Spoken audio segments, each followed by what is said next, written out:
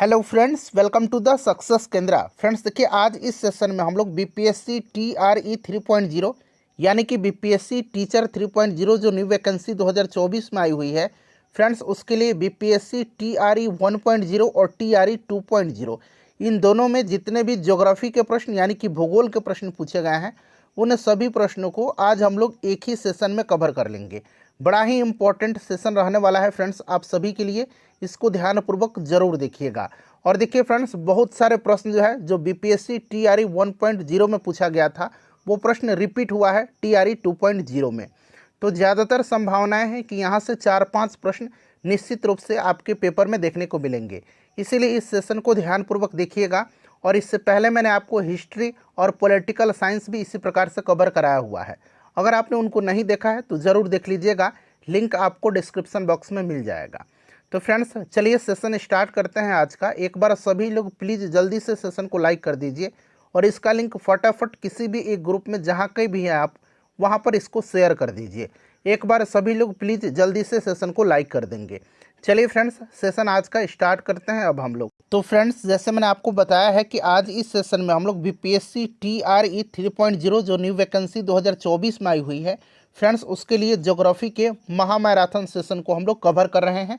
और देखिए, इस सेशन में बीपीएससी टीआरई 1.0 और टीआरई 2.0 में जितने भी ज्योग्राफी के प्रश्न पूछे गए हैं, भूगोल के प्रश्न पूछे गए हैं, उन सभी प्रश्नों को आज हम लोग एक ही सेशन में कवर कर लेंगे। बीपीएससी टीआरई 3.0 यानी कि बीपीएससी टीचर 3.0 न्यू वैकेंसी 2024 के लिए।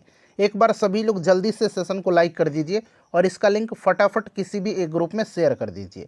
चलिए पहला प्रश्न पढ़ेंगे आज के सेशन का। देखिए कितना इंपॉर्टेंट क्वेश्चन है और बहुत संभावना है कि यह प्रश्न निश्चित रूप से आपके एग्जाम में पूछा जाए। देखिए फ्रेंड्स, अंतर्राष्ट्रीय पृथ्वी सम्मेलन किस वर्ष आयोजित हुआ था? आंसर सभी लोगों को कमेंट करते चलना है, आंसर सबको कमेंट करना है। चलिए बताइएगा, अंतर्राष्ट्रीय पृथ्वी सम्मेलन किस वर्ष आयोजित हुआ था? अंतर्राष्ट्रीय पृथ्वी सम्मेलन या फिर पहला पृथ्वी सम्मेलन आपसे पूछे, ठीक है ना। तो फ्रेंड्स ये कहाँ पर हुआ था? तो यह ब्राज़ील के रियो डी जेनेरियो में आयोजित किया गया था। और यह कब हुआ था? तो 1992 में हुआ था। इसको याद रखिएगा, 1992 में हुआ था। और इसी सम्मेलन में एजेंडा 21, एजेंडा याद रखिएगा, एजेंडा 21, ठीक है ना। इसी पृथ्वी सम्मेलन में रियो डी जेनेरियो में जो हुआ था 1992 में फ्रेंड्स, इसमें घोषित एजेंडा 21 जो है रियो घोषणा, इसमें सतत विकास के प्रति पूर्ण समर्थन व्यक्त किया गया था, ठीक है ना। तो इसे भी आप ध्यान रखेंगे। एजेंडा 21 संबंधित किससे है? तो अंतर्राष्ट्रीय पृथ्वी सम्मेलन 1992, इसे भी आप ध्यान रखिएगा। अच्छा, पृथ्वी दिवस कब मनाया जाता है बताइएगा? विश्व पृथ्वी दिवस कब मनाया जाता है? एक बार सभी लोग आंसर कमेंट करिएगा। देखिए 22 मार्च के दिन क्या मनाया जाता है? जल दिवस मनाया जाता है। और 22 मार्च के दिन बिहार दिवस भी मनाया जाता है। 22 अप्रैल के दिन जो है ये विश्व पृथ्वी दिवस मनाया जाता है। 22 अप्रैल को विश्व पृथ्वी दिवस मनाया जाता है, इसे आप ध्यान रखिएगा, ठीक है ना। चलिए अगला प्रश्न करेंगे कि स्मॉल इज ब्यूटीफुल पुस्तक किसने लिखी है? स्मॉल इज ब्यूटीफुल पुस्तक किसने लिखी है? सभी लोग इसको बताइए कि किसने लिखा है। स्मॉल इज ब्यूटीफुल पुस्तक किसने लिखा है? तो फ्रेंड्स इसको लिखा है सुमाकर ने। ऑप्शन नंबर यहाँ पर बी राइट आंसर हो जाएगा, ठीक है ना, सुमाकर ने लिखा है। अच्छा, farewell to India, farewell to India यह पुस्तक लिखा है एडवर्ड थॉमसन ने, एडवर्ड थॉमसन ने लिखा है, ठीक है ना। द वेल्थ ऑफ नेशंस याद रखिएगा, द वेल्थ ऑफ नेशंस किसकी पुस्तक है? एडम स्मिथ की है, ठीक है ना। ये सब आप याद रखिएगा। चलिए फ्रेंड्स अगला प्रश्न करेंगे अब कि सीमा सड़क संगठन की स्थापना कब हुई थी? सभी लोग आंसर कमेंट करते चलिएगा और इसको एक टेस्ट के तौर पर लगाइए, ऐसा समझिए कि आप एग्ज़ाम दे रहे हैं, ठीक है ना। चलिए बताइए कि सीमा सड़क संगठन की स्थापना किस वर्ष हुई थी? सभी लोग आंसर कमेंट करिएगा। BRO जिसको कि बॉर्डर रोड ऑर्गेनाइजेशन बोलते हैं, इसकी स्थापना हुई थी 1960 में। 1960 में इसका स्थापना किया गया था। और जो BRO है भारत सरकार के प्राधिकरण के अधीन, यह देश के सीमांत क्षेत्रों में सड़कों के निर्माण और उसकी देखरेख करता है, ठीक है ना फ्रेंड्स, इसको याद रखिएगा। और चलिए याद एक पॉइंट और रखिएगा कि वर्तमान समय में भारत का सबसे लंबा राष्ट्रीय राजमार्ग जो है यह NH44 है, NH44 है, इसे भी आप याद रखिएगा, ठीक है ना। NH44 में जवाहर सुरंग स्थित है और यह राजमार्ग जो है श्रीनगर से जम्मू होते हुए कन्याकुमारी तक जाती है। एक है स्वर्णिम चतुर्भुज योजना। स्वर्णिम चतुर्भुज योजना, स्वर्णिम चतुर्भुज योजना जो है इसके अंतर्गत 4 महानगर दिल्ली, मुंबई, चेन्नई और कोलकाता को जोड़ा गया है।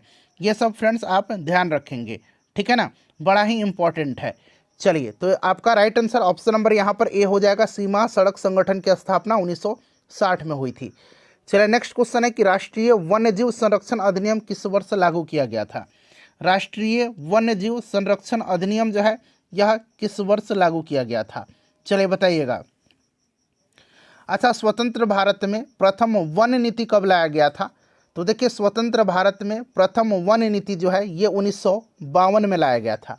स्वतंत्र भारत में प्रथम वन नीति 1952 में लाया गया था, जिसके अंतर्गत जो है 33% भौगोलिक क्षेत्र का वन होना अनिवार्य माना गया था।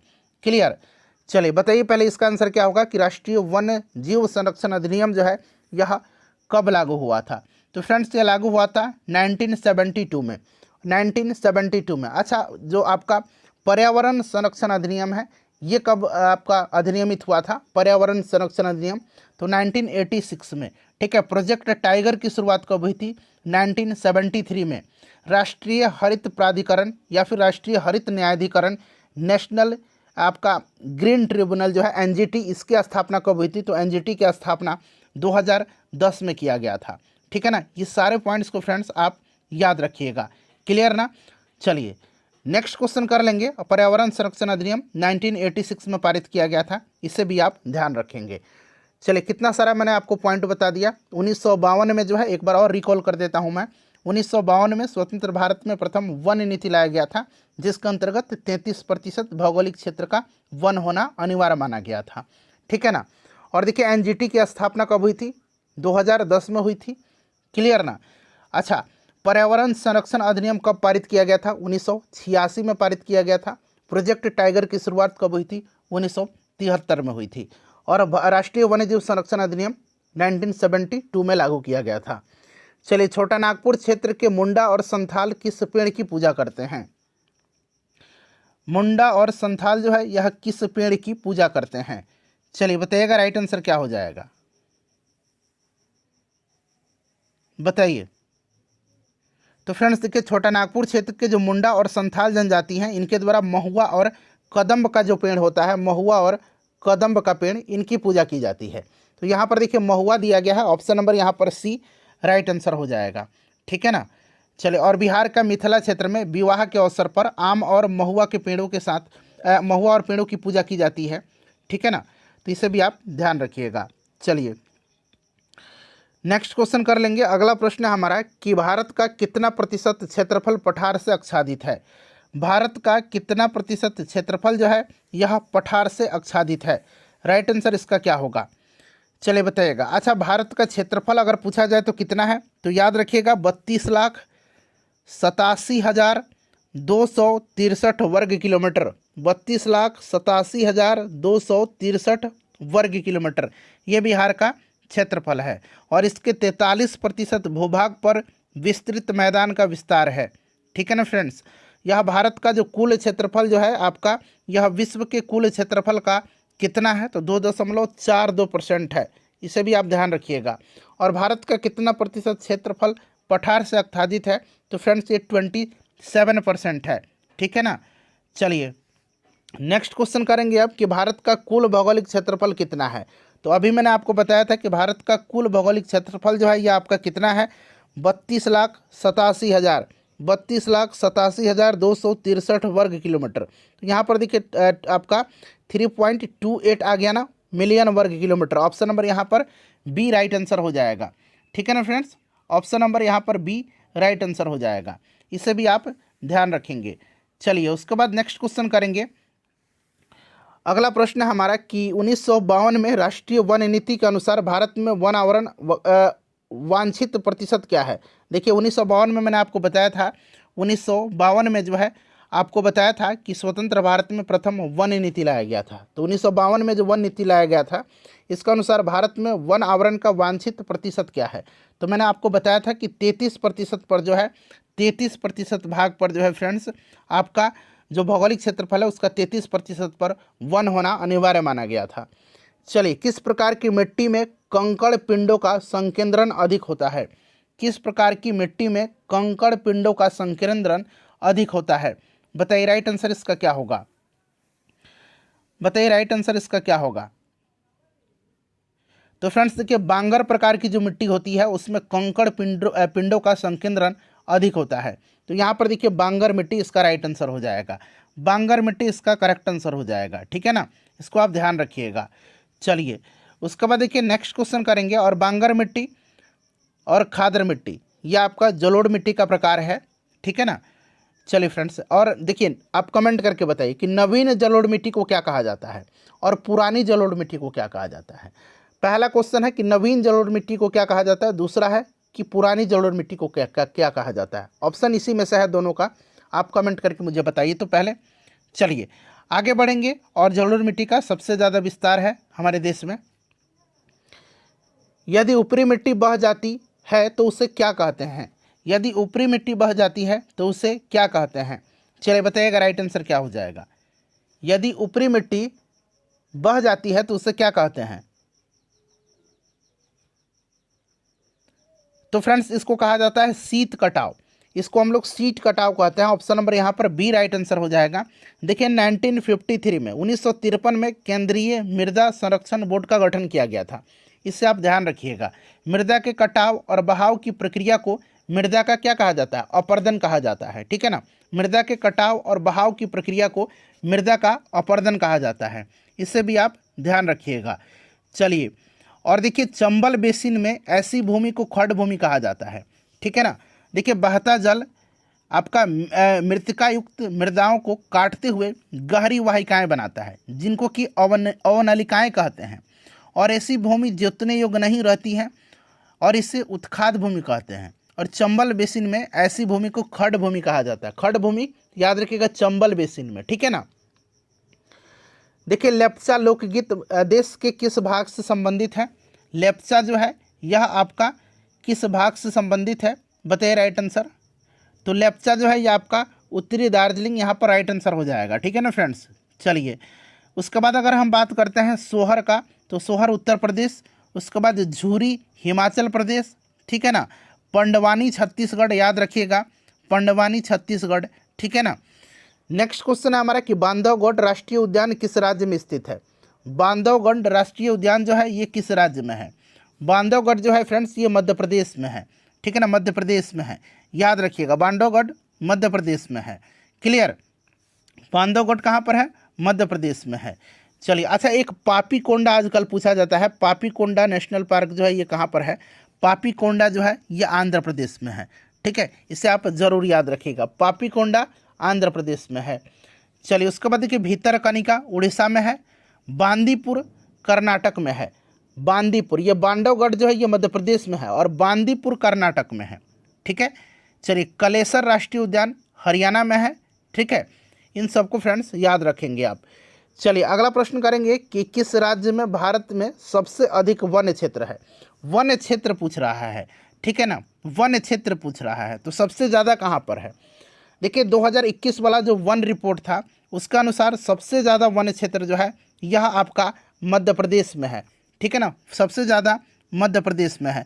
और भारत के सर्वाधिक वनावरण प्रतिशत वाला अगर राज्य पूछेगा, प्रतिशत वाला, तो फ्रेंड्स यह राज्य मिजोरम है। तो इस तरह से आप दोनों याद रखिएगा, दोनों पूछा जा सकता है, ठीक है ना। वन्य क्षेत्र सर्वाधिक पूछेगा तो मध्य प्रदेश, और सर्वाधिक वन्य क्षेत्र जब प्रतिशत में पूछेगा तब आंसर आपका मिजोरम होगा, ठीक है ना। देश में सबसे ज़्यादा जो है मैनग्रोव वन क्षेत्र वाला राज्य कौन सा है? मैनग्रोव वन क्षेत्र वाला राज्य ये आपका पश्चिम बंगाल है, ठीक है ना, पश्चिम बंगाल है। इसे भी आप ध्यान रखेंगे। क्लियर? पश्चिम बंगाल है। चलिए अगला प्रश्न करेंगे। नेक्स्ट क्वेश्चन है कि निम्नलिखित में से किस संरक्षण रणनीति में सीधे तौर पर सामुदायिक भागीदारी शामिल नहीं है? शामिल नहीं है, बताइएगा किस संरक्षण रणनीति में सीधे तौर पर सामुदायिक भागीदारी शामिल नहीं है? तो फ्रेंड्स यह किसमें है, किसमें नहीं है? तो देखिए ये आपका वन्य जीव अभयारण्यों का सीमांकन, इसमें जो है सामुदायिक भागीदारी सीधे तौर पर जो है यह शामिल नहीं है, ठीक है ना। भारतीय वन्य जीव संरक्षण अधिनियम 1972 में लागू हुआ था, ठीक है। मैंने आपको बताया था, क्लियर ना। और एक एपिको आंदोलन है, एपिको आंदोलन। एपिको आंदोलन याद रखिएगा, एपिको आंदोलन जो है, एपिको आंदोलन यह आपका 1980 के दशक में जो है पांडुरंग हेगड़े, पांडुरंग हेगड़े, पांडुरंग हेगड़े, ठीक है ना, यहाँ मैं लिख देता हूँ पांडुरंग हेगड़े, इन्हीं के नेतृत्व में यह उत्तरी कन्नड़ जिले कर्नाटक में हुआ था, कर्नाटक में हुआ था एपिको आंदोलन, ठीक है। बीज बचाओ आंदोलन 1980 के दशक में हुआ था, विजय जरधारी, धूम सिंह नेगी, ये सब इतना नाम याद नहीं रखना है आपको। बीज बचाओ आंदोलन 1980 में हुआ था, ठीक है, ये सब आप याद रखिएगा। चलिए, और प्रथम भारतीय वन अधिनियम 1865 में लाया गया था, ठीक है। चलिए फ्रेंड्स, अगला प्रश्न कर लेंगे हम लोग कि भारत में जल विद्युत ऊर्जा परियोजनाओं द्वारा बिजली का कितना प्रतिशत योगदान है। ऊर्जा परियोजनाओं जल विद्युत के द्वारा, तो जल विद्युत के द्वारा जो है यह योगदान कितना है, तो लगभग 22% का योगदान है। भारत में प्रथम जल विद्युत संयंत्र की स्थापना दार्जिलिंग में हुआ था 1897 में, 1897 में। कहाँ पर, तो दार्जिलिंग में, याद रखिएगा, ठीक है ना। चलिए, और national hydro electric power corporation की स्थापना 1975 में हुआ था। एनटीपीसी की स्थापना कब हुआ था, तो एनटीपीसी का भी 1975 में ही हुआ था, ठीक है। तो यहाँ पर आपका option number C right answer हो जाएगा। चलिए, उसके बाद नेक्स्ट क्वेश्चन करेंगे और कुछ परियोजनाओं का नाम बता रहा हूँ। जैसे कि आपसे पूछा था सलाल परियोजना जो है ये किस नदी पर है, तो ये चिनाब नदी पर है, जम्मू कश्मीर में, ठीक है। स्वर्ण रेखा परियोजना स्वर्ण रेखा नदी पर है, झारखंड में। मेटूर परियोजना कावेरी नदी पर है, तमिलनाडु में, मेटूर, याद रखिएगा। चलिए, उसके बाद नेक्स्ट क्वेश्चन करेंगे फ्रेंड्स। अगला प्रश्न है हमारा कि भारत के जल जीवन मिशन के अनुसार प्रति व्यक्ति प्रतिदिन पेयजल आपूर्ति की कितनी आवश्यकता है। चलिए बताएंगे इसका राइट आंसर क्या होगा, इसका करेक्ट आंसर क्या होगा। तो फ्रेंड्स इसका आंसर 55 लीटर होगा। जल जीवन मिशन की शुरुआत हुई थी 2019 में, ठीक है, और यह मिशन जल शक्ति मंत्रालय के अंतर्गत आता है, ठीक है ना। और इसका उद्देश्य क्या है, तो जल को इसका उद्देश्य क्या है, जल को विकसित करना है, ठीक है ना। चलिए, तो यहाँ पर आपका 55 लीटर राइट आंसर हो जाएगा। उसके बाद देखिएगा कि निम्नलिखित नदियों में से कौन सी मुहाना बनाती है।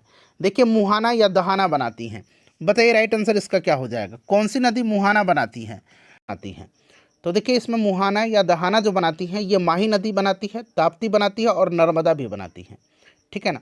तो 1, 2 और 4 राइट आंसर होना चाहिए, जो कि ऑप्शन में कहीं भी 1, 2 और 4 दिख नहीं रहा है। इसीलिए मेरे हिसाब से तो ऑप्शन ई होगा, उपरोक्त में से कोई नहीं। एक बार आप लोग ज़रा कमेंट करके मुझे बताइएगा, ठीक है ना। इस सूर्य का निर्माण करती हैं ये नदियाँ, ठीक है, ये डेल्टा नहीं बनाती हैं। चलिए, उसके बाद अगला प्रश्न हमारा कि सरदार सरोवर बांध जो है ये किस नदी पर बनाया गया है। सरदार सरोवर बांध जो है यह किस नदी पर बनाया गया है, तो देखिए सरदार सरोवर बांध जो है ये नर्मदा नदी पर है। कहाँ पर है फ्रेंड्स, सरदार सरोवर बांध ये नर्मदा नदी पर है, ठीक है ना, इसको आप ध्यान रखिएगा, नर्मदा नदी पर बनाया गया है। अच्छा देखिए फ्रेंड्स, और भी मैं बता रहा हूँ, जैसे कि अलमाटी बांध पूछा जाएगा, अलमाटी बांध, तो अलमाटी बांध जो है ये कहाँ पर है, कृष्णा नदी में है, ठीक है ना, कृष्णा नदी पर। कावेरी पर कौन सा है, मेटूर बांध है, ठीक है। तो उसके बाद अगर हम बात करते हैं आपका बाण सागर परियोजना सोन नदी पर है, तिलैया परियोजना बराकर नदी पर है, हीराकुंड याद रखिएगा महानदी पर है, ठीक है ना। चलिए, भारत के किस राज्य में वर्षा जल को पलार या पालर पानी कहा जाता है, बड़ा ही इंपॉर्टेंट क्वेश्चन है। तो देखिए इसका राइट आंसर क्या होगा, भारत के किस राज्य में वर्षा जल को पलार या पालर पानी कहा जाता है, तो भारत के राजस्थान राज्य में वर्षा जल को जो है पालर या पलार पानी कहा जाता है। राजस्थान में पीने का जल एकत्रित करने के लिए छत वर्षा जल संग्रहण का तरीका आम है, ठीक है ना फ्रेंड्स, इसको आप ध्यान रखिएगा। और देखिए राजस्थान के जैसलमेर जिला में खादिन, जैसलमेर जिला में खादिन और अन्य क्षेत्रों में जोहड़ जो है इस तरह के उदाहरण हैं, ठीक है, वर्षा जल संचयन के, क्लियर ना। तो यहाँ पर इसका राइट आंसर आपका राजस्थान हो जाएगा, ठीक है। चलिए, अगला प्रश्न है कि भारत के किस राज्य ने सभी घरों में छत पर वर्षा जल संचयन अनिवार्य कर दिया है, तो यह राज्य कौन सा है। यह योजना जो है आपका तमिलनाडु ने किया है और इसे 2001 से शुरू किया गया था, और तमिलनाडु ऐसा करने वाला पहला भारतीय राज्य है, ठीक है ना, इसको आप ज़रूर याद रखिएगा, काफ़ी इंपॉर्टेंट है। चलिए, तो ऑप्शन नंबर यहाँ पर ए राइट आंसर हो जाएगा।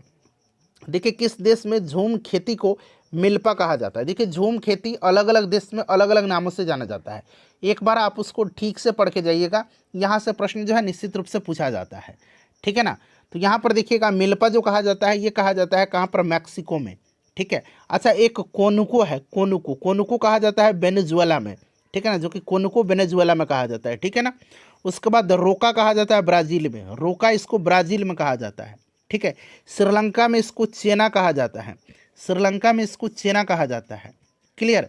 लदांग कहा जाता है इसको, लदांग याद रखिएगा, लदांग इंडोनेशिया और मलेशिया में कहा जाता है, ठीक है फ्रेंड्स। तो ये सब आप याद रखिएगा। और तुंगिया कहा जाता है कहाँ पर, तुंगिया इसको म्यांमार में कहा जाता है। चलिए नेक्स्ट क्वेश्चन है कि रक्तहीन क्रांति के आंदोलन की शुरुआत किसने किया था। रक्तहीन क्रांति के आंदोलन, तो देखिए फ्रेंड्स ये जो भूदान आंदोलन है उसको रक्तहीन क्रांति के रूप में भी जाना जाता है। और भूदान आंदोलन की शुरुआत जो है किसने किया था, विनोबा भावे ने किया था। ऑप्शन नंबर यहाँ पर बी राइट आंसर हो जाएगा। 1951 में, 1951 में इन्होंने, 1951 में जो है इन्होंने पोंचमपल्ली से, यानी कि जो वर्तमान में अब तेलंगाना राज्य में पड़ता है पोंचमपल्ली, वहीं से इसकी शुरुआत किया था। और यह एक स्वैच्छिक भूमि सुधार आंदोलन था, ठीक है। और उड़ीसा में इन्होंने ग्रामोदान आंदोलन शुरू किया था, ठीक है। भूदान आपका अभी वर्तमान में तेलंगाना में पड़ता है पोंचमपल्ली, वहाँ से किया था। और ग्रामदान आंदोलन जो है, ग्रामदान इन्होंने ही किया था, ये उड़ीसा से इन्होंने स्टार्ट किया था, ठीक है। चलिए नेक्स्ट क्वेश्चन कर लेंगे।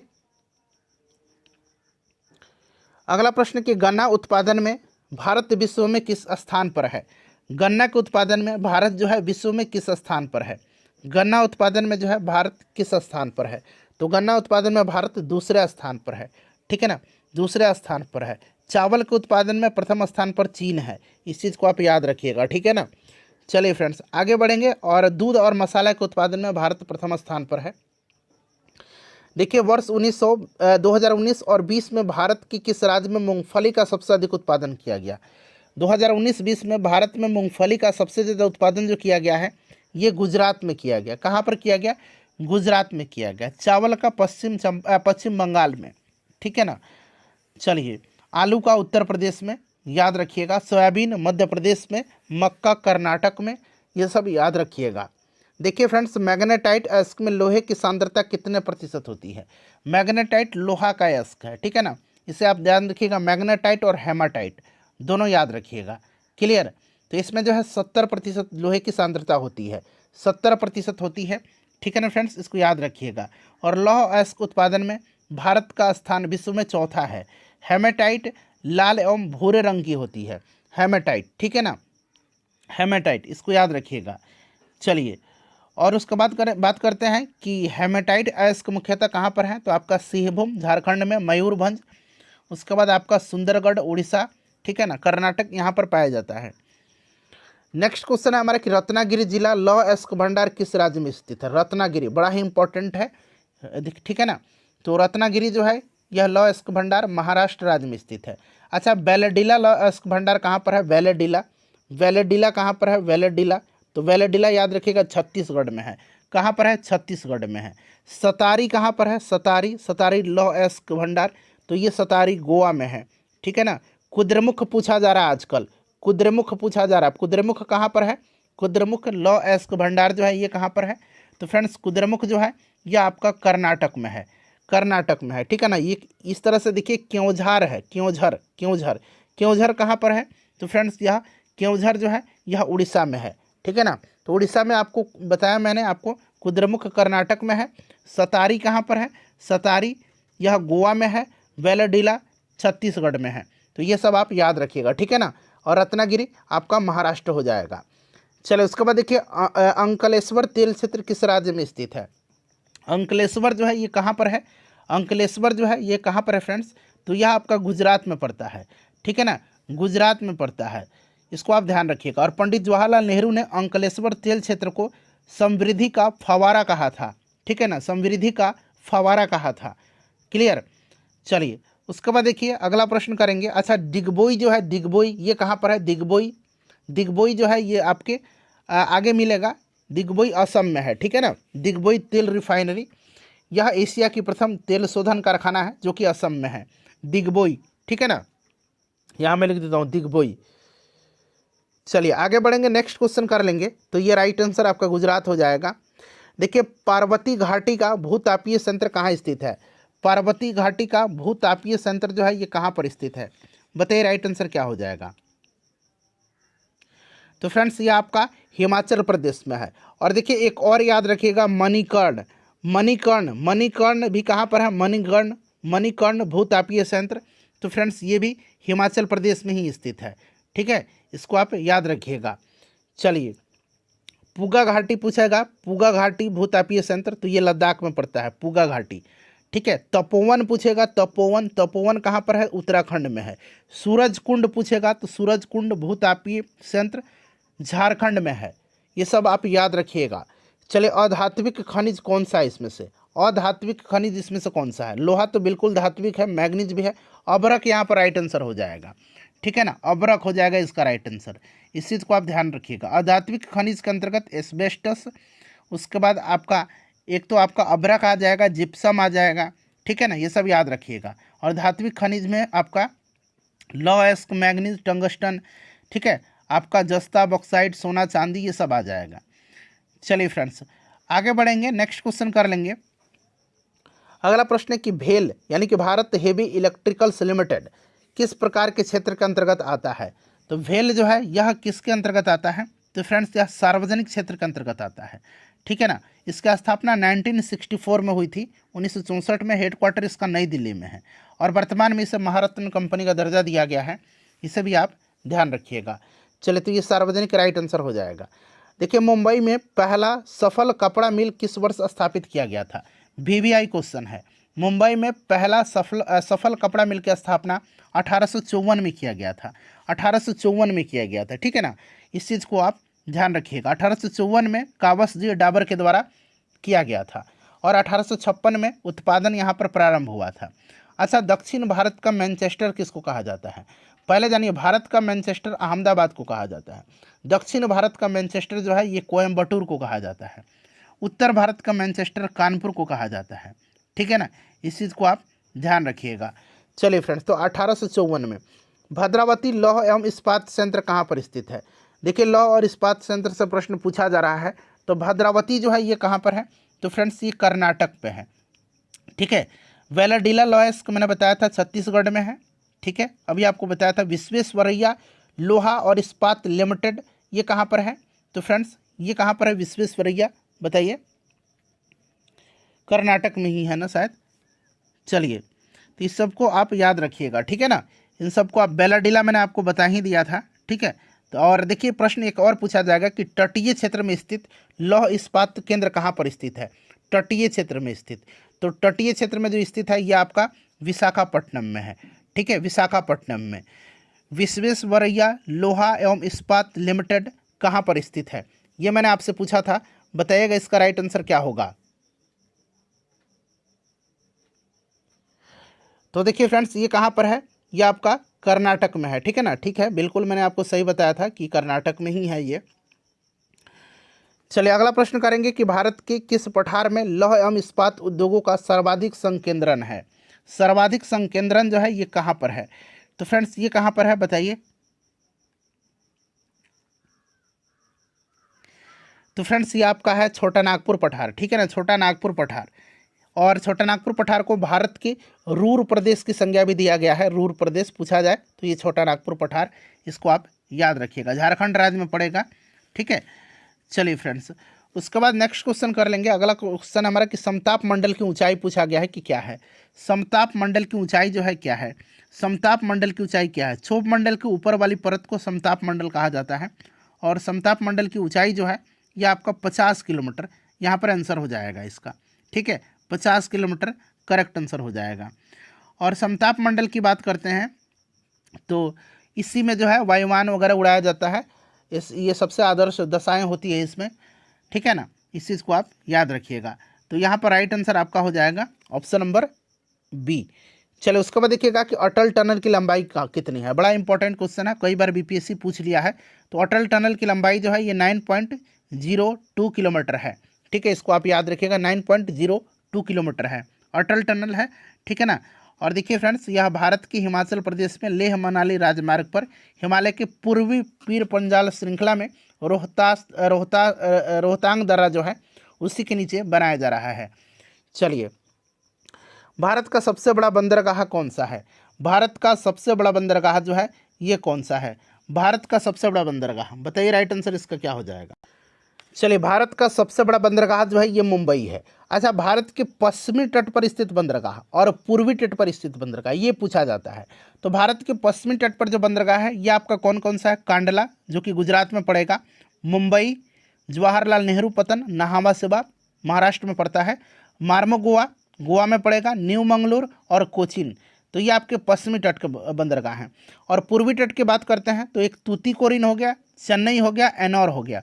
फिर देखिए विशाखापट्टनम और आपका उड़ीसा का पारादीप और पश्चिम बंगाल का हल्दिया, ये सब आपके पूर्वी तट पर स्थित है। इस चीज़ को आप याद रखिएगा। और भारत का सर्वश्रेष्ठ प्राकृतिक बंदरगाह पूछा जाएगा तो विशाखापट्टनम है। भारत का सबसे गहरा बंदरगाह भी पूछेगा तो भी विशाखापट्टनम है, ठीक है। और कांडला जो गुजरात में है यह आपका ज्वारीय बंदरगाह है। तो इन सबको फ्रेंड्स आप याद रखिएगा, ठीक है ना। चलो, उसके बाद देखिएगा कि निम्नलिखित में से किसको राष्ट्रीय राजमार्ग, ठीक है ना, राष्ट्रीय जल मार्ग, ठीक है, वन नाम दिया गया है। जल मार्ग वन नाम दिया गया है। जल मार्ग वन जो दिया गया है यह आपका इलाहाबाद हल्दिया राष्ट्रीय जल मार्ग को दिया गया है, ठीक है, इलाहाबाद हल्दिया। तो यहाँ पर ऑप्शन नंबर यहाँ पर बी राइट आंसर इसका हो जाएगा, ठीक है। चलिए, देखिए भारत में रेलवे को कितने जोनों में पुनर्गठित किया गया है? तो भारत में रेलवे को कितने जोनों में बताएंगे? तो फ्रेंड्स देखिए, भारत में 18 रेलवे जोन हैं, ठीक है ना। तो इनमें से कोई नहीं राइट आंसर हो जाएगा। और 1853 में आपके डलहौजी के समय में सबसे पहली बार रेलवे चलाई गई थी मुंबई से थाने के बीच, ये आपको भी याद होगा। चलिए, उसके बाद नेक्स्ट क्वेश्चन कर लेंगे। अगला प्रश्न हमारा याद रखेंगे आप, इंपॉर्टेंट है यह, ठीक है ना फ्रेंड्स। चलिए, भारत के प्रथम कच्चा तेल पाइपलाइन परिवहन नेटवर्क का नाम बताइए। देखिए फ्रेंड्स, भारत में निर्मित पहली कच्चे तेल पाइपलाइन का जो नाम है वो नाम क्या है? नहरकटिया नूनमती बरौनी पाइपलाइन, जो कि ऑप्शन में आपको नहीं दिया गया। ऑप्शन नंबर ई राइट आंसर हो जाएगा, नहरकटिया नूनमती बरौनी पाइपलाइन। नहरकटिया और नूनमती के बीच पाइपलाइन 1962 में चालू हुआ था और 1964 में नूनमती से बरौनी के बीच में हुआ था, ठीक है ना। नहरकटिया और नूनमती के बीच में 1962 में चालू हुआ था और नूनमती से बरौनी के बीच में 1964 में शुरू हुआ था। तो ये पहली कच्चा तेल पाइपलाइन है भारत का, ठीक है ना। चलिए, यहाँ पर हजीरा विजयपुर देख रहे हैं, हजीरा विजयपुर और जगदीशपुर के बीच में 1986 में शुरू हुआ था, क्लियर।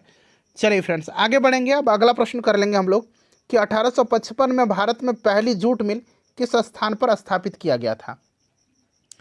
तो फ्रेंड्स, यह स्थापित किया गया था रिसरा में, ठीक है ना, रिसरा में स्थापित किया गया था। और जूट उत्पादन में भारत, बांग्लादेश और चीन का महत्वपूर्ण स्थान है। इस चीज़ को आप याद रखिएगा। वर्तमान में जूट उद्योग का केंद्रीकरण पश्चिम बंगाल राज्य में स्थित है, ठीक है। जूट को गोल्डन फाइबर भी कहा जाता है, इस चीज़ को आप ध्यान रखिएगा। तो यहाँ पर आपका हो जाएगा रिसरा में, ठीक है ना, पश्चिम बंगाल में। चलो, उसके बाद देखिएगा कि निम्नलिखित में से कौन सा भारत का सबसे पूर्वी देशांतर और सबसे दक्षिणी अक्षांश है? सबसे पूर्वी देशांतर और दक्षिणी अक्षांश है।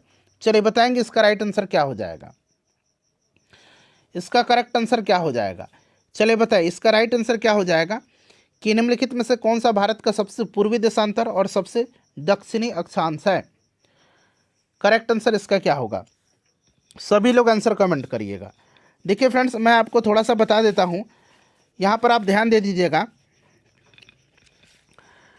देखिए 97 डिग्री 25 मिनट ईस्ट जो है और 8 डिग्री 4 मिनट नॉर्थ जो है ये भारत का सबसे पूर्वी देशांतर और सबसे दक्षिणी अक्षांश है, जो कि यहाँ पर ऑप्शन नंबर यहाँ पर आपको बी में दिख रहा है, ठीक है ना। ये आपका ऑप्शन नंबर यहाँ पर बी राइट आंसर इसका हो जाएगा, क्लियर ना।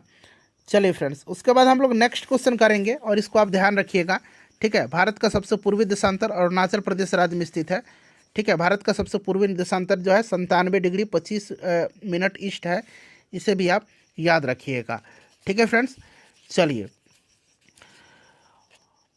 उसके बाद अगला प्रश्न करेंगे और भारत का सबसे उत्तरी बिंदु अक्षांश जो है 37 डिग्री 6 मिनट है और सबसे दक्षिणी बिंदु जो है ये आपका 8 डिग्री 4 मिनट है, ठीक है ना।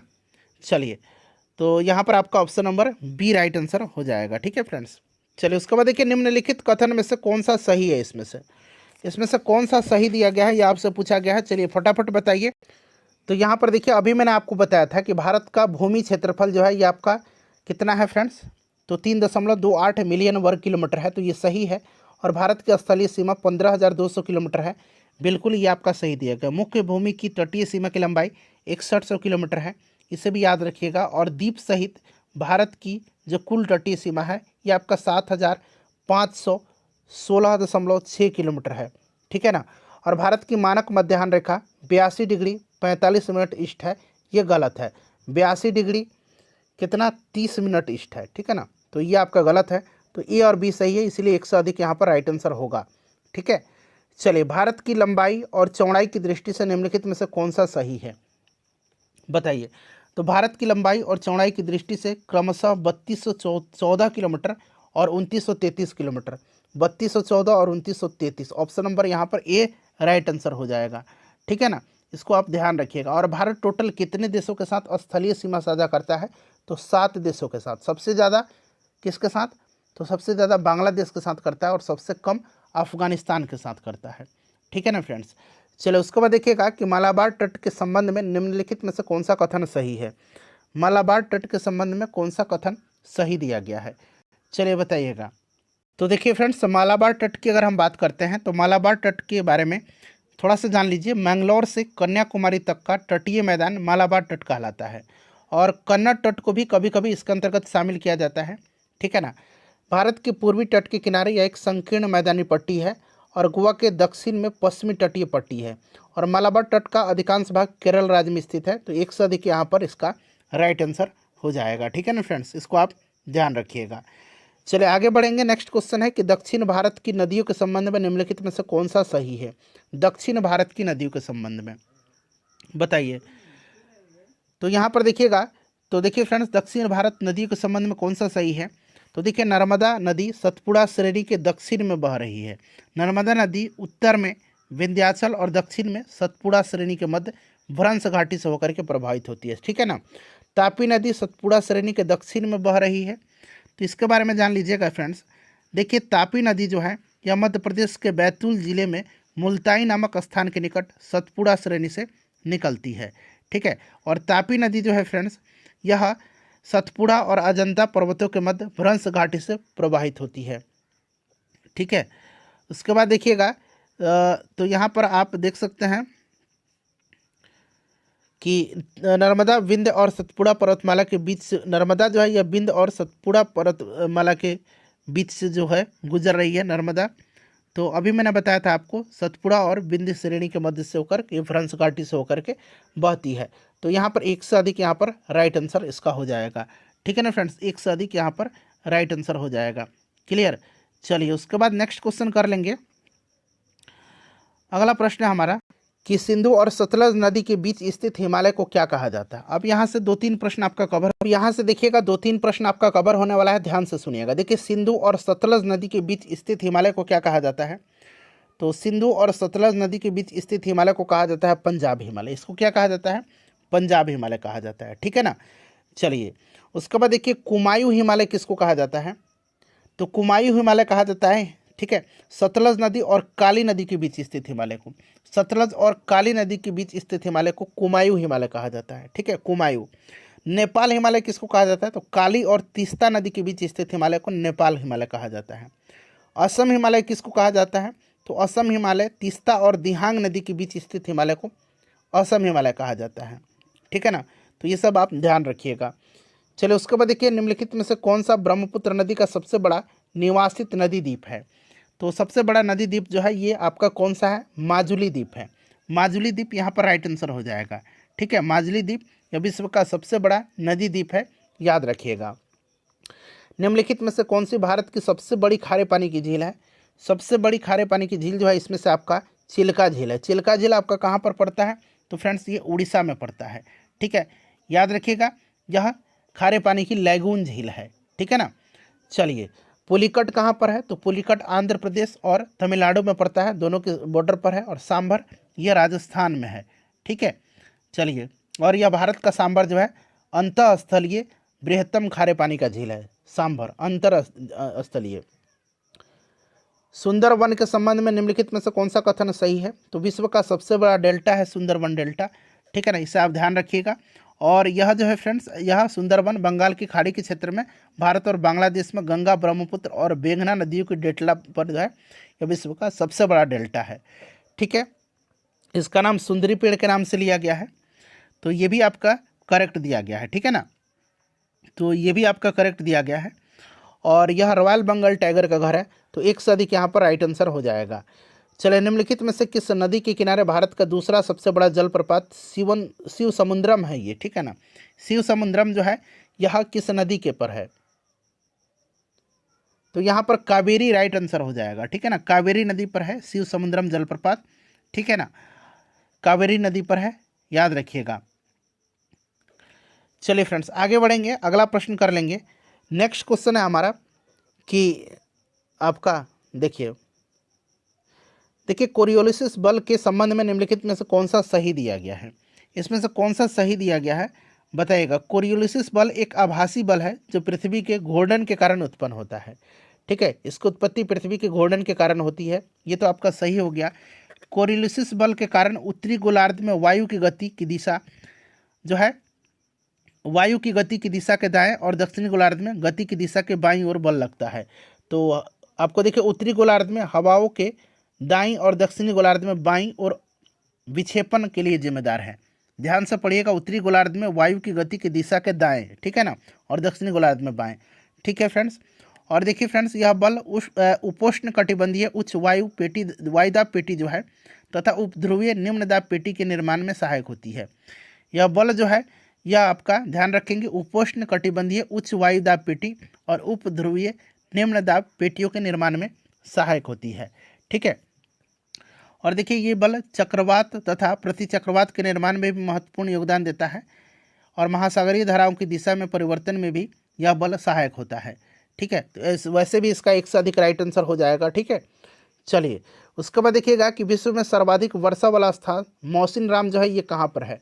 सबसे ज़्यादा यहाँ पर वर्षा होती है विश्व में मौसिनराम में, और ये मेघालय में है, इसको आप ध्यान रखिएगा, मेघालय में है, ठीक है, मेघालय करेक्ट आंसर हो जाएगा। चलिए, अगला प्रश्न है कि भारत में 70 सेंटीमीटर से कम वार्षिक वर्षा वाले क्षेत्र में प्राकृतिक वनस्पति का वर्णन किस रूप में किया जाता है? 70 सेंटीमीटर से कम, तो 70 सेंटीमीटर से कम जो होगी वो आपका उष्ण कटिबंधीय कांटेदार और झाड़ीदार के रूप में किया जाएगा, ठीक है ना। यहाँ पर देखिए, उष्ण कटिबंधीय कांटे और झाड़ियाँ राइट आंसर हो जाएगा। और इस प्रकार के वन में बबूल, बेर, खजूर, इन सब चीज़ के पेड़ उगते हैं, ठीक है, इसे आप याद रखिएगा। चलिए, उसके बाद नेक्स्ट क्वेश्चन कर लेंगे कि भारत में चंदन जो है, चंदन किस प्रकार की प्राकृतिक वनस्पति में पाया जाता है? चंदन जो है ये पाया जाता है आपका उष्ण कटिबंधीय पर्णपाती वनस्पति में, उष्ण कटिबंधीय पर्णपाती वनस्पति में, ठीक है ना, चंदन, इसको आप याद रखिएगा।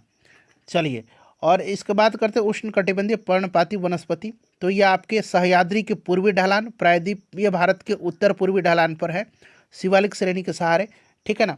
तो यहाँ पर आपका right answer option number A हो जाएगा। देखिए, कौन सी विशेषता भारत के उष्ण कटिबंधीय सदाबहार वनों से संबंधित है बताइएगा।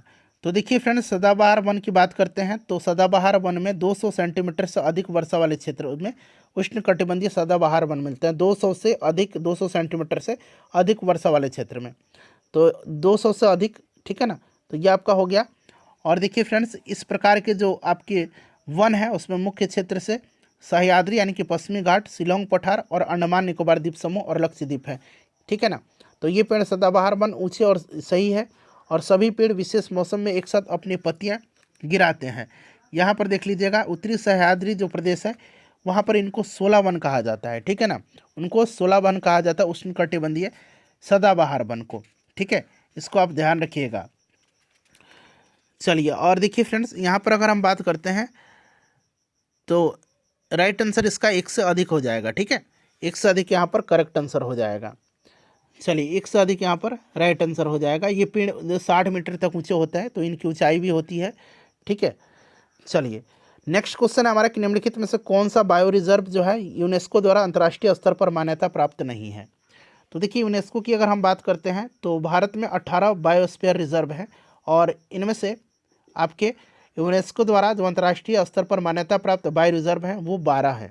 ठीक है, और इसमें से कौन सा नहीं है, तो आप देख सकते हैं फ्रेंड्स, इसमें से जो है कौन सा नहीं है, बताइए राइट आंसर क्या हो जाएगा इसमें से।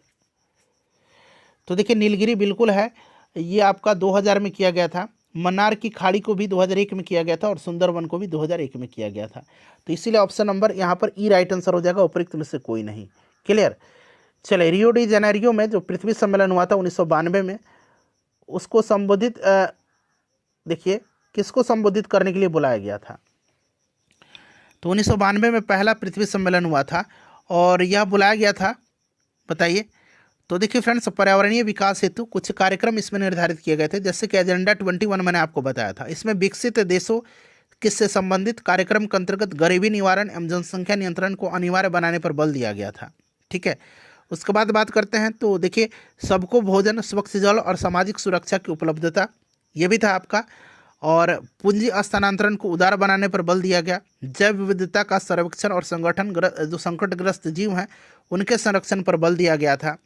ताप नियंत्रण, वन्य संरक्षण, जैव विविधता और सतत विकास से संबंधित था। ठीक है, तो यहाँ पर देखिए एक से अधिक राइट आंसर हो जाएगा। वैश्विक स्तर पर आर्थिक जो है और राजनीतिक, ये आपका एक से अधिक, यहाँ पर option number D right answer. यहाँ पर देखिए पहला और दूसरा तो एकदम क्लियर है कि सही है, तो इसीलिए यहाँ पर एक से अधिक राइट आंसर होगा। निम्नलिखित में से कौन सा नवीकरणीय संसाधन नहीं है? नवीकरणीय संसाधन इसमें से कौन सा नहीं है? नवीकरणीय, तो देखिए नवीकरणीय संसाधन की अगर हम बात करते हैं तो नवीकरणीय में आपका कौन कौन से, एक अनवीकरणीय होता है, ठीक है, और एक नवीकरणीय होता है। ठीक है, तो यहाँ पर देखिए नवीकरणीय पूछा गया है, तो बताइए राइट आंसर यहाँ पर क्या होगा। नवीकरणीय ऊर्जा संसाधन नहीं है। तो देखिए अगर हम बात करते हैं फ्रेंड्स, तो इसमें से राइट आंसर क्या हो जाएगा। सूर्य, हवा, जल, मिट्टी, ज्वारीय ऊर्जा, ये सब नवीकरणीय संसाधन है। तो यहाँ पर एक से अधिक, यहाँ पर देख सकते हैं ये आपका नवीकरणीय संसाधन नहीं है। तो चूंकि ये है इसीलिए ऑप्शन ई राइट आंसर हो जाएगा। मिट्टी आपका, उसके बाद जल, हवा, सूर्य, ये आपके नवीकरणीय हैं। ठीक है ना, तो इसीलिए नवीकरणीय नहीं पूछा गया, तो कोई नहीं इसका राइट आंसर होगा। देखिए निम्नलिखित में से कौन सा आंदोलन भारत में वनों की कटाई और सामुदायिक वनीकरण की सुरक्षा से संबंधित है? तो इसमें से राइट आंसर क्या होगा फ्रेंड्स, तो ये चिपको आंदोलन हो जाएगा। चिपको आंदोलन 1973 में उत्तर प्रदेश के चमोली जिले में, जो कि अब झारखंड में पड़ता है, वहीं पर जो है ये हुआ था। और गांधीवादी सुंदरलाल बहुगुणा, गोविंद सिंह रावत, चंडी प्रसाद भट्ट, इन सब का नाम आप याद रखिएगा। ठीक है, बीच बचाओ आंदोलन भी यहीं पर हुआ था, बीच बचाओ। ठीक है, चलिए आगे बढ़ेंगे। नेक्स्ट क्वेश्चन है कि बहुउद्देशीय नदी घाटी परियोजना के संबंध में निम्नलिखित में से कौन सा कथन सही नहीं दिया गया है? बताइए कौन सा सही इसमें से नहीं दिया गया है। तो देखिए जलाशयों का निर्माण जल भंडारण और जलीय कृषि के विकास के लिए किया जाता है। तो यहाँ पर ऑप्शन नंबर सी जो है ये आपका यहाँ पर राइट आंसर हो जाएगा। ठीक है ना, सही नहीं है। इस देखिए बाकी जो है ये दोनों यहाँ पर सही दिया गया है।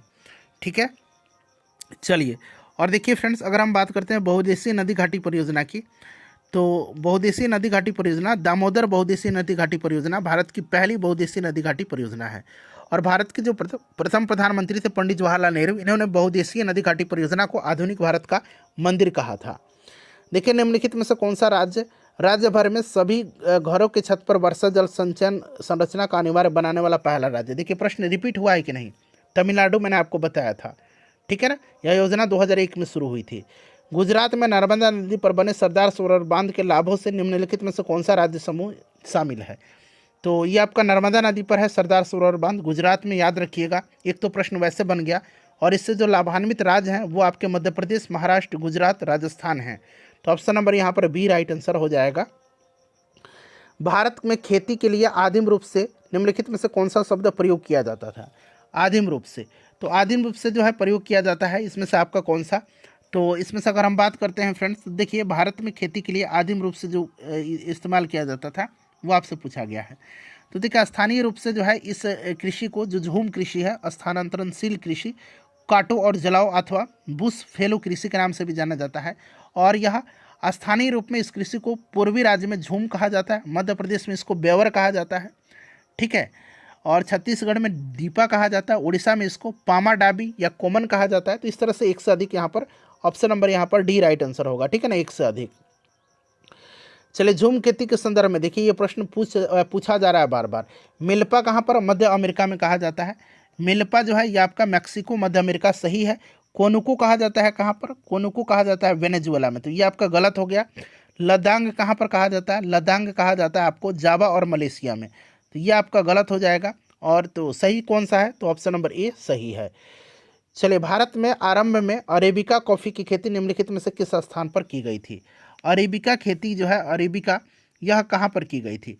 तो अरेबिका बाबा बुदन पहाड़ी पर, ठीक है ना, बाबा बुदन पहाड़ी पर अब अरेबिका जो है यहाँ पर खेती की गई थी, ठीक है, इसको आप याद रखिएगा। भारत में दो प्रकार की कहवा कृषि होती है, एक अरेबिका और एक रोबास्टा, ठीक है ना, एक अरेबिका और एक रोबास्टा, इसे भी आप ध्यान रखिएगा, ठीक है ना फ्रेंड्स। चलिए, उसके बाद तो option number B right answer हो जाएगा।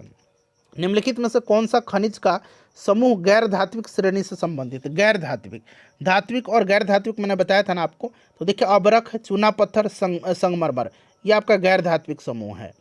उसके बाद देखिए निम्नलिखित में से कौन सा राज्य भारत में पायराइट का सबसे बड़ा उत्पादक राज्य है? पायराइट का सबसे बड़ा उत्पादक राज्य जो है ये कौन सा है? तो फ्रेंड्स, बिहार में पायराइट का सबसे बड़ा भंडार है, सबसे बड़ा उत्पादक पायराइट का बिहार ही है, ठीक है। बिहार में अबरख जो है गया, नवादा, जमुई इन सब क्षेत्रों पर पाया जाता है, इस चीज़ को भी आप ध्यान रखिएगा। और बिहार में सोना का जो सबसे ज़्यादा आपका भंडार है वो जमुई जिला में है, इसको भी आप ध्यान रखिएगा, ठीक है। ये बीपीएससी कई बार पूछ चुका है। चलिए, भारत में भूतापीय ऊर्जा का दोहन केंद्र कहाँ पर स्थित है? भूतापीय ऊर्जा का दोहन केंद्र जो है ये कहाँ पर स्थित है? चलिए बताइए राइट आंसर क्या हो जाएगा, इसका करेक्ट आंसर क्या हो जाएगा? तो देखिए, हिमाचल प्रदेश में बात करते हैं तो पार्वती घाटी मैंने आपको बताया था, जहाँ पर मणिकर्ण के गर्म पानी के स्रोत से अत्यधिक मात्रा में बिजली उत्पादन की जाती है। लद्दाख का जो पुगा घाटी है वहाँ पर भी है। और आपके उसके बाद बात करते हैं तो वैसे भी आपका यहाँ पर देख लीजिए, लद्दाख जब दे दिया गया, दो राज्य हो ही गए, तो एक से अधिक पर आप टिक लगा दीजिएगा, ठीक है ना फ्रेंड्स, इसको आप ध्यान रखिएगा। चलिए, नेक्स्ट क्वेश्चन है हमारा कि लौह एवं इस्पात उद्योग के संबंध में निम्नलिखित में से कौन सा कथन सही नहीं है? सही नहीं पूछा गया है लौह एवं इस्पात उद्योग के संबंध में, बताइएगा। तो इसे प्रकाश उद्योग कहा जाता है। लौह और इस्पात उद्योग को बताइए प्रकाश उद्योग कहा जाता है? नहीं, ऑप्शन नंबर यहाँ पर बी राइट, किसी भी यह है, इसे बुनियादी उद्योग कहा जाता है, बिल्कुल सही है। लौह इस्पात उद्योग जो है किसी भी देश का आधारभूत उद्योग होता है और यह कच्चे माल की निकटता वाले क्षेत्रों में स्थित है, बिल्कुल ये सही है। इसे प्रकाश उद्योग कहा जाता है, यह आपका सही नहीं दिया गया है, ठीक है ना फ्रेंड्स, इसको आप याद रखिएगा, क्लियर। चलिए अगला प्रश्न है कि भारत में निम्नलिखित में से कौन से चरम स्थान पूर्व और पश्चिम गलियारे से जुड़े हुए हैं? पूर्व और पश्चिम गलियारा, ठीक है ना। तो पूर्व में जो जुड़ा हुआ है यह आपका कौन सा है? असम का सिलचर है, ठीक है ना। और पश्चिम गलियारा पूछ रहा है तो यह गुजरात का आपका कौन सा है? पोरबंदर है, तो इसको आप ध्यान रखिएगा, ठीक है ना। यह आपका सिलचर से पोरबंदर है, ठीक है। अच्छा, तो ये आपका तो पूर्व पश्चिम हो गया, ठीक है ना, यह आपका पूर्व पश्चिम हो गया, क्लियर ना। चलिए फ्रेंड्स, और आपका उत्तर दक्षिण पूछेगा तब क्या बताइएगा, जरा आप कमेंट करके बताइए। तो उत्तर दक्षिण गलियारा, उत्तर दक्षिण गलियारा, मैं वेट कर रहा हूँ, सभी लोग कमेंट करके बताइएगा, सभी लोग कमेंट करिए।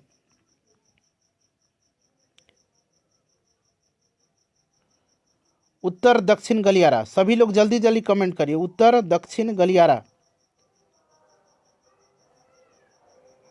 उत्तर दक्षिण गलियारा। तो फ्रेंड्स, यह जम्मू कश्मीर से कन्याकुमारी, ठीक है ना, इसको ध्यान रखिएगा। चलिए, मिसमी, बरेल और लुसाई क्या है? मिसमी, बरेल और लुसाई क्या है, बताइए राइट आंसर। तो फ्रेंड्स, ये एक क्या है? पहाड़ियाँ हैं, ठीक है ना, पहाड़ियाँ हैं मिसमी, बरेल और लुसाई, इसको आप याद रखिएगा। चलिए, तो यहाँ पर आपका ऑप्शन नंबर कौन सा ए राइट आंसर हो जाएगा? भारत की प्राचीनतम चट्टानों में सम्मिलित नहीं है, प्राचीनतम चट्टानों में सम्मिलित नहीं है। तो देखिए, प्राचीनतम चट्टान की बात करते हैं तो धारवाड़ क्रम की चट्टान का निर्माण आर्कियन क्रम की चट्टानों के अपर्दन और निक्षेपण के फलस्वरूप हुआ है, ठीक है। अरावली पर्वत का निर्माण धारवाड़ क्रम की चट्टानों से हुआ है, इसे भी आप याद रखिएगा। तो इसमें से देखिए आपका धारवाड़ भी हो जाएगा, कुडप्पा, विंध्यन, तो आपका हो ही गया, ठीक है। चलिए, तो इसमें से एक से अधिक राइट आंसर हो जाएगा। भारत में पाए जाने वाली चट्टानों का क्रम आर्कियन, धारवाड़, कुडप्पा, विंध्यन, गोंडवाना, ये सब आपको ध्यान रखना है, ठीक है फ्रेंड्स। चलिए, भारत का प्राचीनतम चट्टान आर्कियन युग का है, ठीक है, इसे भी आप ध्यान रखेंगे। और भारत का नवीनतम चट्टान गोंडवाना है, ठीक है। तो यहाँ पर आपका राइट आंसर क्या हो जाएगा?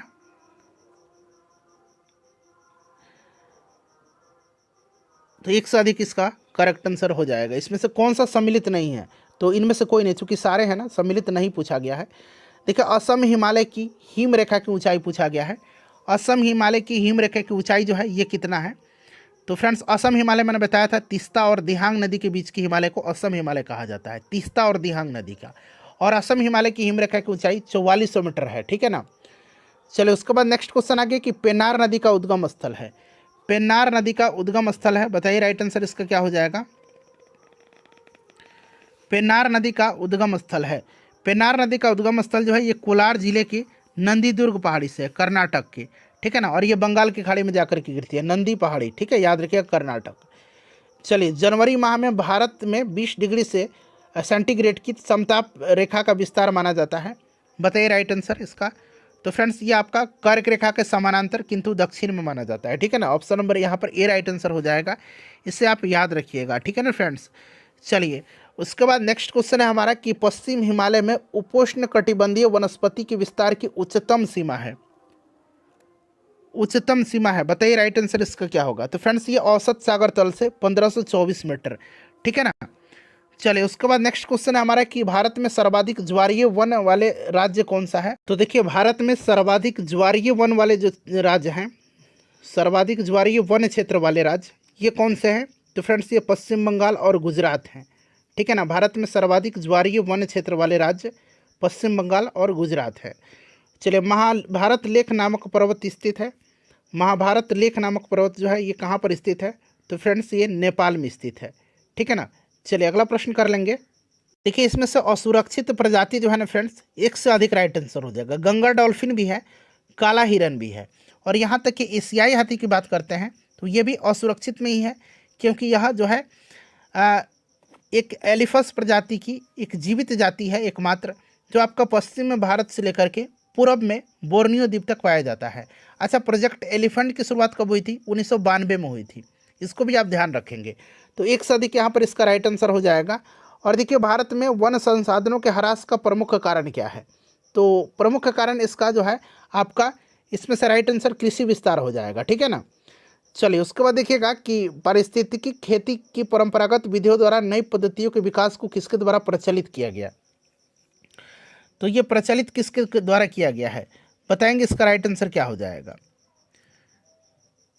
बताइए। पारिस्थितिक कृषि प्रणाली में पारिस्थितिक तंत्र को बिना हानि पहुंचाए कृषि की जाती है, ठीक है ना।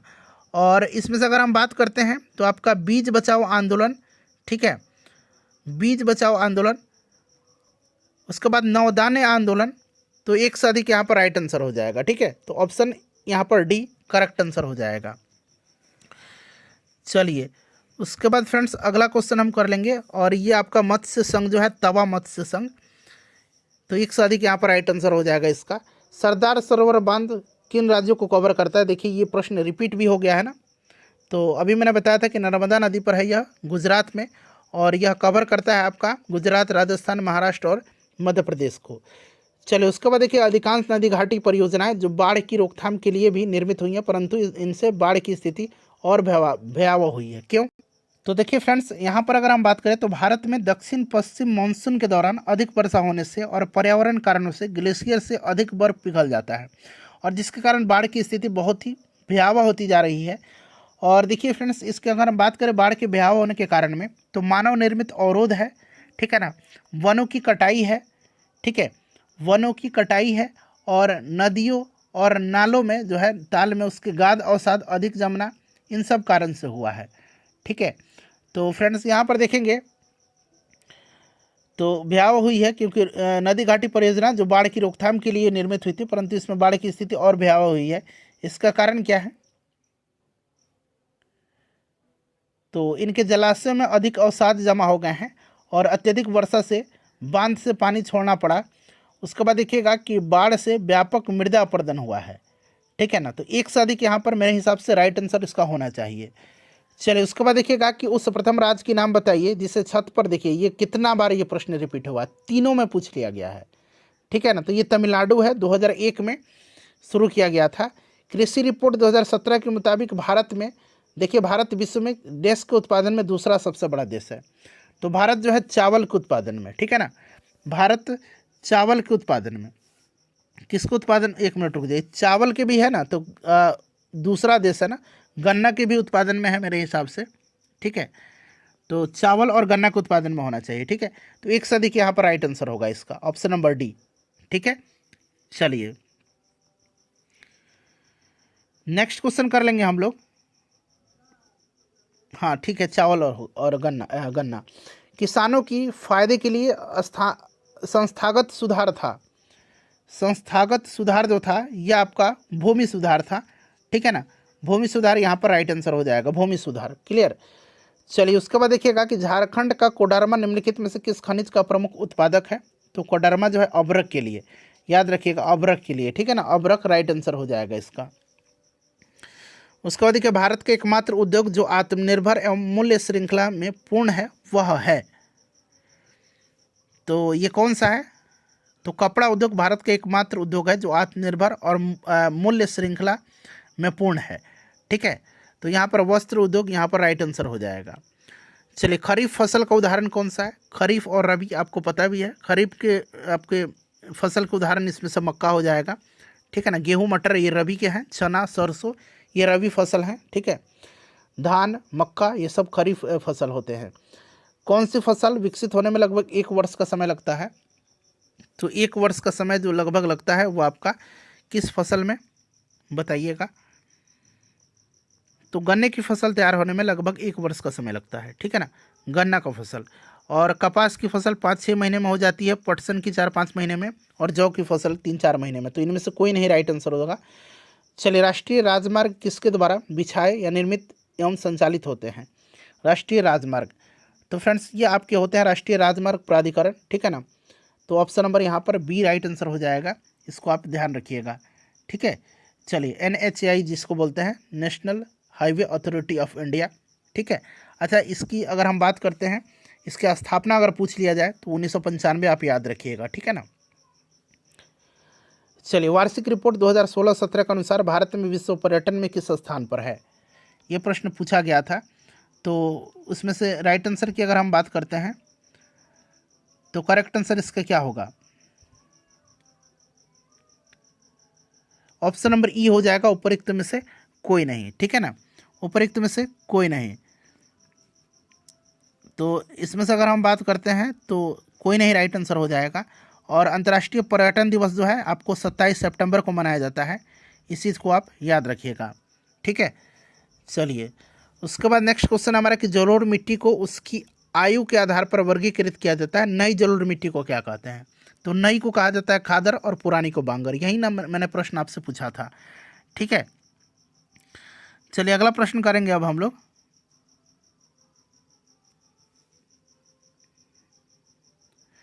निम्नलिखित में से कौन सी मिट्टी कपास उगाने के लिए आदर्श है। तो काली मिट्टी, इसको रेगुर मिट्टी भी कहा जाता है।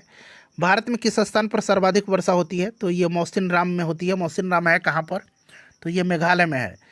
चलिए देखिए फिर से आगे ये आपका मिलान कर रहा है। मैक्सिको में जो आपका स्थानांतरणशील कृषि या झूम कृषि है उसको क्या कहा जाता है। तो मैक्सिको में इसको मिल्का कहा जाता है, ब्राज़ील में रोका कहा जाता है, वियतनाम में इसको रे कहा जाता है, ठीक है ना, और इंडोनेशिया में इसको लदांग कहा जाता है। तो ये अब आप लोग मिला लीजिएगा।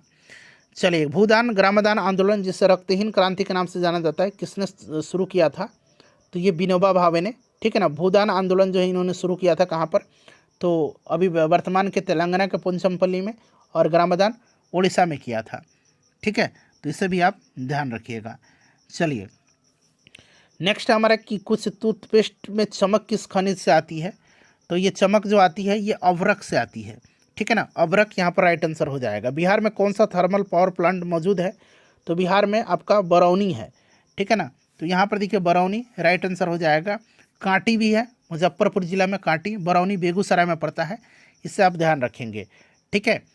चलिए उसके बाद नेक्स्ट क्वेश्चन कर लेंगे हम लोग। अगला प्रश्न हमारा कि खाली स्थान दिया गया है, भारत में प्रमुख शक्ति प्रदान करने वाला निगम है और इसके आसपास पर्यावरण प्रबंधन प्रणाली, ठीक है ना, इसके लिए ISO प्रमाणन है 14001, ठीक है। तो फ्रेंड्स यहाँ NTPC है, नेशनल थर्मल पावर कॉर्पोरेशन, ठीक है। इसी के पास जो है जो आपका पर्यावरण प्रबंधन प्रणाली 14001 है, ठीक है। तो यहाँ पर NTPC राइट आंसर हो जाएगा। NTPC की स्थापना याद रखिएगा 1975 में हुई थी, 1975 में, ठीक है। चलिए, स्वर्णिम चतुर्भुज सुपर हाईवे समय और दूरी को कम करने के लिए भारत के 4 प्रमुख शहरों को जोड़ता है। निम्नलिखित में से किस विकल्प में वे शहर शामिल है? तो ये 4 शहर कौन कौन से हैं? ये 4 शहर याद रखिएगा कौन कौन से हैं फ्रेंड्स। तो ये आपका दिल्ली, कोलकाता, मुंबई और चेन्नई है। ऑप्शन ए राइट आंसर हो जाएगा, ठीक है ना, इसको आप ध्यान रखिएगा। चलिए नेक्स्ट क्वेश्चन कर लेंगे। और 2001 में जो है इसकी शुरुआत किया गया था स्वर्णिम चतुर्भुज की, 2001 में। निम्नलिखित में से कौन सा बंदरगाह आज़ादी के बाद सबसे पहले बनाया गया था? आज़ादी के बाद सबसे पहले जो बनाया गया था यह बंदरगाह कौन सा है? तो फ्रेंड्स ये आपका गुजरात का कांडला है, ठीक है। चलिए, झारखंड, छत्तीसगढ़ और मध्य प्रदेश राज्य खनिजों और किसके निक्षेपण के मामले में समृद्ध है? बताइए राइट आंसर इसका क्या होगा। तो फ्रेंड्स ये खनिज और कोयला के निक्षेप में, ठीक है ना, तो यहाँ पर कोयला राइट आंसर हो जाएगा। अगला प्रश्न है कि निम्नलिखित में से कौन सा देश विश्व में चावल का सबसे बड़ा उत्पादक है? तो चावल का सबसे बड़ा चाइना है, ठीक है, चाइना यहाँ पर राइट आंसर हो जाएगा। भारत में राष्ट्रीय वन नीति किस वर्ष लागू की गई थी? देखिए प्रश्न आ गया ना, कई बार ये प्रश्न घुमा फिरा के इसी तरह प्रश्न पूछा जा रहा है। 1952 में, ठीक है, 1952 में, इसको याद रखिएगा। क्लियर। चलिए फ्रेंड्स आगे बढ़ेंगे, नेक्स्ट क्वेश्चन कर लेंगे कि एल्युमिनियम किस कच्चे माल से निकाला जाता है? तो एल्युमिनियम बॉक्साइड से निकाला जाता है। गोबी मरुस्थल कहाँ पर है?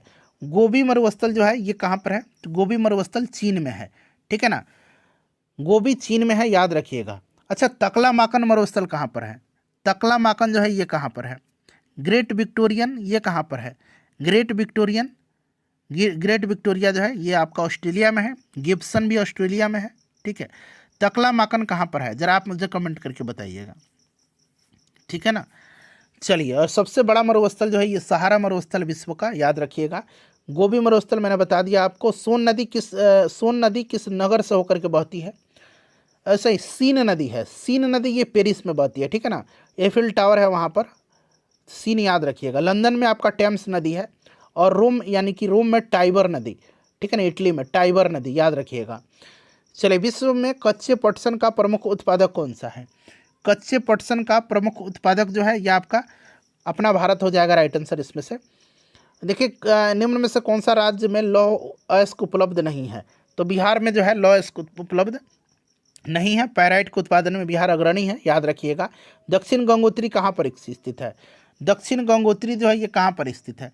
तो ये अंटार्कटिका में है दक्षिण गंगोत्री, ठीक है ना। भारत का एक शोध संस्थान है दक्षिण गंगोत्री, इसको आप याद रखिएगा। दक्षिण गंगोत्री, मैत्री और भारती, ये तीनों नाम आप याद रखिएगा, ठीक है। तो ये आपका हो जाएगा अंटार्कटिका में। चलिए, दक्षिण अमेरिका की सबसे लंबी नदी, दक्षिण अमेरिका की सबसे लंबी नदी जो है ये अमेजन नदी है, ठीक है ना, अमेजन नदी है, इसको आप याद रखिएगा। अमेजन नदी है, ठीक है, अमेजन नदी। और अमेजन नदी के मुहाने को विषुवत रेखा काटती है, इसे भी आप याद रखिएगा। और फ्रेंड्स देखिए नील नदी जो है ना, नील नदी इसके बारे में जान लीजिए, ये विश्व की सबसे लंबी नदी है, ठीक है। चलिए, भारत का अधिकतम गेहूं उत्पादक राज्य कौन सा है? तो गेहूं उत्पादक राज्य अधिकतम जो है इसमें से आपका उत्तर प्रदेश हो जाएगा। देखिए, पहला पृथ्वी सम्मेलन एजेंडा 21 में निहित क्या है? तो निश्चित रूप से पर्यावरण संरक्षण है, वैश्विक सतत विकास भी है, तो एक से अधिक वैसे भी इसका राइट आंसर हो जाएगा, ठीक है ना, 1992 में रियो डी जेनेरियो। चलिए, उसके बाद देखिएगा कि विश्व का सबसे अधिकतम कोयला उत्पादक देश कौन सा है? तो सबसे ज़्यादा कोयला उत्पादन जो करता है ये आपका चाइना करता है, ठीक है ना, चाइना राइट आंसर हो जाएगा। विश्व में सर्वाधिक चांदी का उत्पादन मैक्सिको करता है। यूरेनियम का उत्पादन कजाकिस्तान करता है, ठीक है ना। गन्ना का उत्पादन ब्राज़ील करता है, तो ये सब याद रखिएगा आप। चलिए, तो यहाँ पर आपका चाइना हो जाएगा। भारत का सबसे पुराना तेल शोधक कारखाना आ गया ना, तो ये आपका कौन सा है बताइए, सबसे पुराना तेल शोधक। तो फ्रेंड्स इसमें से अगर हम बात करते हैं तो सबसे पुराना जो है ये आपका दिग्बोई है, जो कि असम में है। तो इनमें से कोई नहीं राइट आंसर होगा, ठीक है ना, उपयुक्त में से कोई नहीं यहाँ पर राइट आंसर हो जाएगा। विश्व में एल्युमिनियम का सबसे बड़ा उत्पादक कौन सा देश है? तो एल्युमिनियम का सबसे उत्पादक देश जो है यह आपका चीन है, विश्व में सबसे बड़ा एल्युमिनियम का उत्पादक, ठीक है। तो इनमें से कोई नहीं राइट आंसर हो जाएगा। ग्रेट विक्टोरिया मरुस्थल मैंने बताया था ना कहाँ पर है, बताइए आप कमेंट करके इसका आंसर बताइएगा। वीडियो को लाइक करिए और इसको शेयर कर